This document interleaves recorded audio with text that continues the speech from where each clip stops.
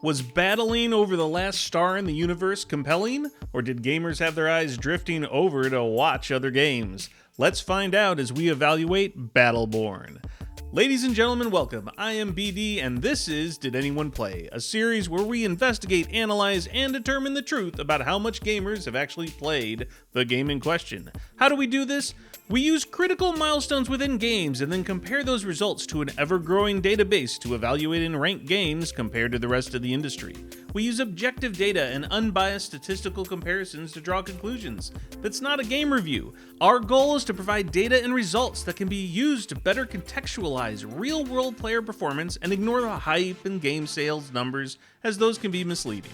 Shout out to Francois Schnell for suggesting Battleborn in the comments. We're excited about this one. Please drop a like or sub to the channel if you want more of these types of videos. We're just starting out, so anything you can do is very much appreciated. And a quick spoiler warning to anyone concerned, as we may be talking about elements of late game progression. So let's find out if anyone actually played Battleborn. Battleborn is a hero shooter with MOBA elements developed by Gearbox Software and published by 2K.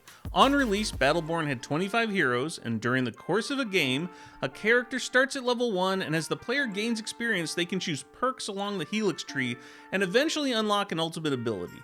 The next game, the cycle will start over again. Battleborn contains a story mode and multiplayer modes and released on PlayStation and Xbox in May of 2016. Now, launch conditions for a game can be a critically important factor in determining success or failure, so we use 4 major factors to evaluate it, and those factors are pedigree, competition, hype, and reviews.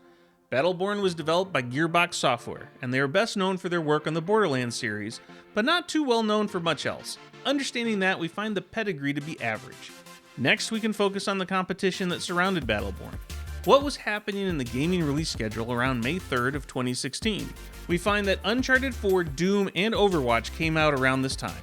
We will consider these games the competition for Battleborn, and based on this, it's clear that the competition was strong.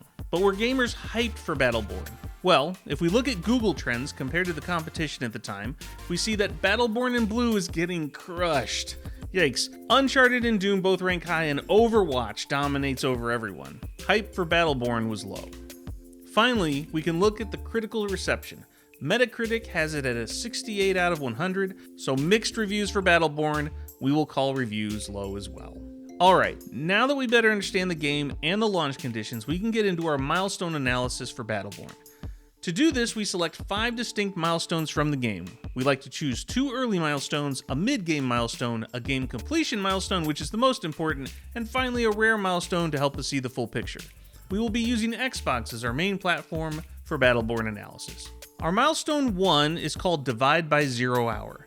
This milestone is achieved when the player completes the first story mission called the Algorithm. It can be completed on any difficulty. So how many players on Xbox beat this first mission? 32.1%. I don't think I have to call out how low that is. Almost 70% of the players that tried the game on Xbox didn't complete the first story mission. So for milestone 2, we chose Mr. Wolf's Wild Ride. Naturally, this is the second story mission achievement in the campaign. It cannot be missed as the player progresses. And so how many people on Xbox ended up completing this milestone? 27.4%. Now that looks, at least for now, like a fairly good hold for milestone 1. Moving on to milestone 3, our mid-game milestone is called Traps and Treasure. This is awarded for completing the 5th story mode mission. How many players are left at this point in the game? 18.8%. So we've lost over 80% of players at this point. What about finishing the game though?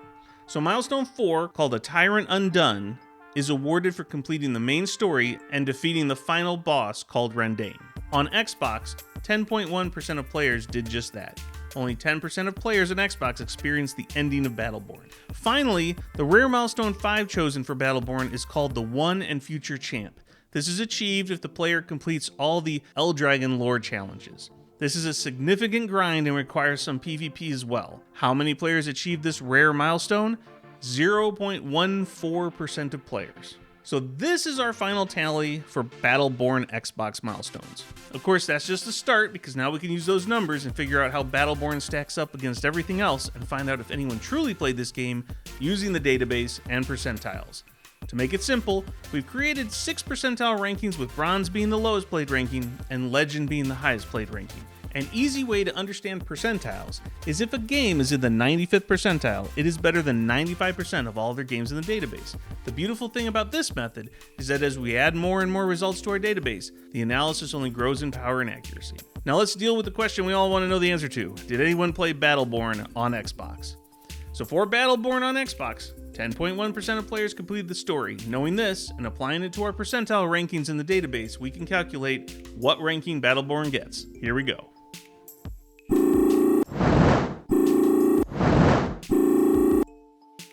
And there you have it. We know that Battleborn on Xbox achieved a silver ranking, which means the game performed below industry average and better than only 20% of all other games.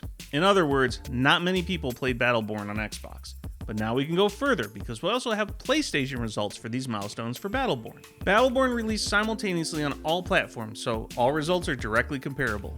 Here's the data for our platforms, and we have also added the DAP database averages for each milestone in gray for comparison purposes.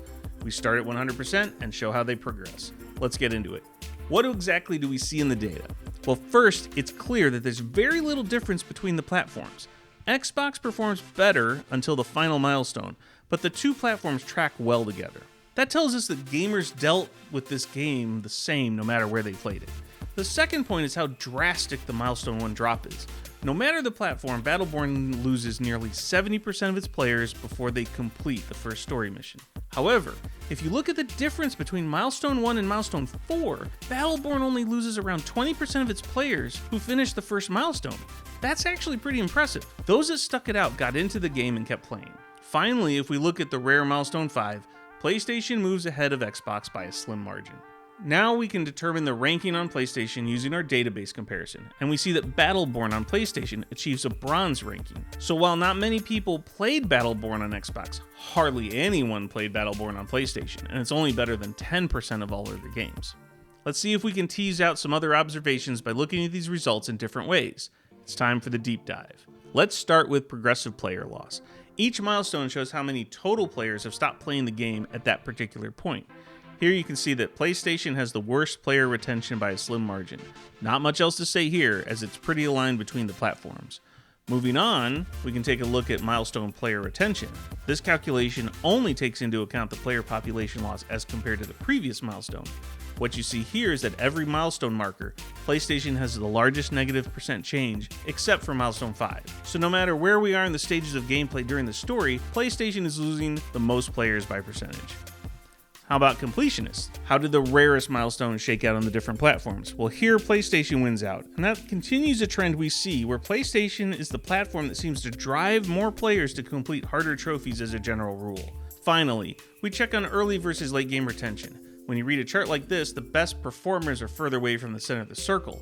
Now here, early and late game loss is won by Xbox, but the difference between the platforms is very slight, with PlayStation being slightly weaker in general.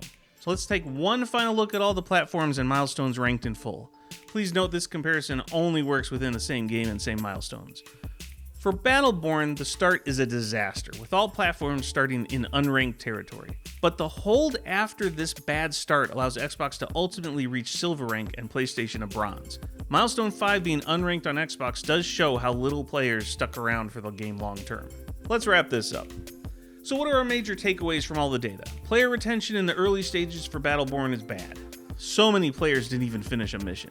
That really speaks to a problem with first impressions. It didn't matter where you played this game, the results were the same. It might be that a hero shooter merged with a MOBA is too strange a game marriage for the average gamer. Once players got into this game, the retention wasn't too bad, but the bad start hurts the game and its ranking. The grind to complete the hardest challenges seems to have been a bit too daunting for most gamers, as results show very low engagement at the end of the game. Finally, we have to mention the Overwatch factor. Overwatch is also a hero shooter. It was released a few weeks after Battleborn, but had a beta before Battleborn was released. The characters, presentation, and hype for Overwatch was huge. It was Blizzard's first new IP in ages, and Battleborn suffered because of it. It couldn't stand out and was forgotten quickly. Battleborn was a game that held a lot of promise. The combat and skill system have depth. The MOBA elements brought new and interesting gameplay ideas, but they didn't seem to connect. It was overshadowed by Overwatch, and if Battleborn had launched at a different time, perhaps it would have been received better. Clearly gamers did not take to Battleborn, but those that did kept playing. And that speaks to a bigger problem with first impressions. Battleborn might have been a much bigger hit if players could have gotten into the game and had more attachment to heroes or game mechanics. In the end, hopefully this can help inform future developers who can look at how Battleborn struggled and avoid some of those pitfalls. The goal for game developers is to have people experience their games. We always want good work celebrated and experienced by the gaming community. And that's a wrap. If you enjoyed this video, don't forget to do all the YouTube support stuff. I'd love to read any comments you have down below. What conclusions did you all take from this data? And of course, feel free to suggest the next game we should look at to determine if anyone played it. Until then, take care of yourself and each other.